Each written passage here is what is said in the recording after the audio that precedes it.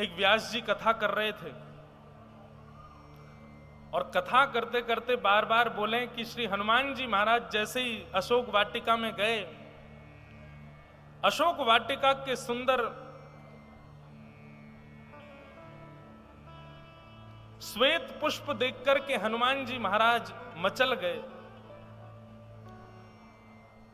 अब जैसे ही उन्होंने श्वेत पुष्प कहा, श्वेत पुष्प सुनते ही वहां पर हनुमान जी दिव्य प्रकट हो गए और प्रकट होकर के व्यास जी से बोले आप ये कथा गलत सुना रहे हो और मैं बहुत दिनों से सुन रहा हूं आपकी कथा में, आप हर बार कथा में ये कहते हो कि अशोक वाटिका के श्वेत पुष्प, वहां श्वेत पुष्प नहीं थे, वहां लाल पुष्प थे।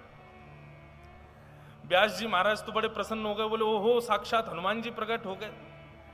लेकिन व्यास जी बड़े चतुर थे, उन्होंने हनुमान जी की बात पर राजी ना करके वो अपनी बात थोपने लगे। बोले नहीं आप तो ऐसे ही बोल रहे हो, हम जो कह रहे हैं वो सत्य है, अशोक वाटिका के पुष्प श्वेत थे।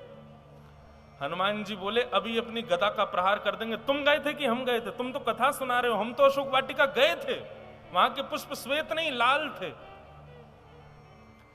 व्यास जी बोले मैं व्यासपीठ पर बैठा हूं, आप गदा का प्रहार नहीं कर सकते, व्यास है विष्णु रूपा है, व्यास विष्णु स्वरूप होता है, राम जी का रूप होता है। लेकिन हम अपनी बात पर अटल रहेंगे कि अशोक वाटिका के पुष्प श्वेत थे। हनुमान जी बोले तुम नहीं मानोगे, अरे हम प्रत्यक्ष अशोक वाटिका में थे, हमारी बात का कोई प्रमाण नहीं। व्यास जी बोले नहीं आपकी बात का कोई प्रमाण नहीं। बोले रुको मैं अभी तुमको प्रमाण देने के लिए अभी किसी को लेके आता हूं। बोले जाओ ले आओ। हनुमान जी महाराज सीधे साकेत गए, साकेत में जाकर के राघव और श्री जानकी जी बैठी थी, चरणों में प्रणाम किया। बोले एक व्यास जी गलत गलत कथा सुना रहे हैं। बोले क्या सुना रहे हैं? बोले वो कह रहे हैं कि अशोक वाटिका के पुष्प श्वेत थे। मैं तो मां वहां आपके पास आया था, मुझे पता है कि पुष्प लाल रंग के थे, लेकिन वो व्यास जी मान ही नहीं रहे हैं, वो कह रहे हैं कि श्वेत पुष्प है। आप चल करके गवाही दे दो और उनसे जाके कह दो कि पुष्प लाल थे, आपने तो देखे, आप तो अशोक वाटिका में थे। जानकी जी बोली ठीक है हम आते हैं, चलो। अब तो महाराज व्यास जी की कथा में हनुमान जी प्रकट हो गए, हनुमान जी के साथ साथ जानकी जी प्रकट हो गई, जानकी जी के साथ राम जी भी प्रकट हो गए, सब प्रकट हो गए। हनुमान जी सबको ले आए और हनुमान जी बोले फैसला कीजिए, ये व्यास जी मंच पर बैठे बैठे गलत बात कह रहे हैं, ये कह रहे हैं अशोक वाटिका के पुष्प श्वेत थे। मां आप बता दीजिए, अशोक वाटिका के पुष्प लाल थे। जानकी जी मंच पर आई, व्यास जी को प्रणाम किया, भागवत जी को वंदन किया। बोले नहीं व्यास जी जो कह रहे हैं वो बिल्कुल सत्य है, अशोक वाटिका के पुष्प श्वेत ही थे। हनुमान जी महाराज उदास होकर के बैठ गए। बोले ये क्या बात हुई, मतलब व्यास जी मंच पर बैठे तो सब उनके पक्ष में चले गए? मुझे मेरे नेत्रों पर भरोसा है मां, आप ऐसे कैसे कह सकते हो? मुझे पता है वहां के पुष्प लाल थे। जानकी जी ने जाकर के हनुमान जी के सिर पर वरद हस्त फेरते हुए कहा, हनुमान जी पुष्प तो श्वेत ही थे, लेकिन रावण के पुष्प वाटिका में हमको बंधी देख तुमको इतना क्रोध आ रहा था कि तुम्हारे नेत्रों में लालिमा आ गई थी, जिसके कारण श्वेत भी तुमको लाल ही दिख रहे थे।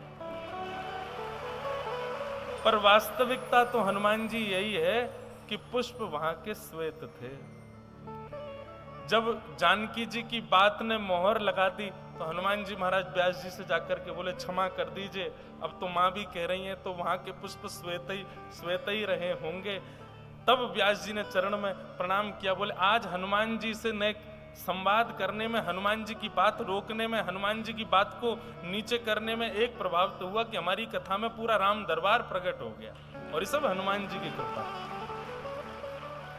भैया हनुमान जी आपके रोग निवृत्त कर देंगे, आप कुछ और क्रिया करोगे तो। हनुमान जी आपके बिगड़े काम बना देंगे यदि कुछ और क्रिया करोगे तो। लेकिन हनुमान जी आपके हो जाएंगे यदि हनुमान जी को कथा सुनाओगे तो। हनुमान जी आपके हो जाएंगे। यहां पर इतने रोगी आते हैं, इतने कष्ट निवारण के लिए लोग आते हैं, सब लोग हनुमान जी से कृपा मांगते हैं, हनुमान जी को कोई नहीं मांगता। लेकिन भैया जो कथा सुनाते हैं ना, हनुमान जी स्वयं खुद को दे देते हैं उनको, हनुमान जी उन्हीं के हो जाते हैं। इसलिए भैया हमारी तो यही प्रार्थना है, हम अकेले वक्ता नहीं, आप सब भी वक्ता बन जाओ। और हनुमान जी को एक कोने में बैठ करके कोई भी मंगल चरित्र जरूर सुनाया करूं। हनुमान जी को बड़ा प्रिय है। बोलो अनंत बलवंत श्री हनुमान जी महाराज की जय। आओ, आज भागवत का प्रथम दिवस है। अब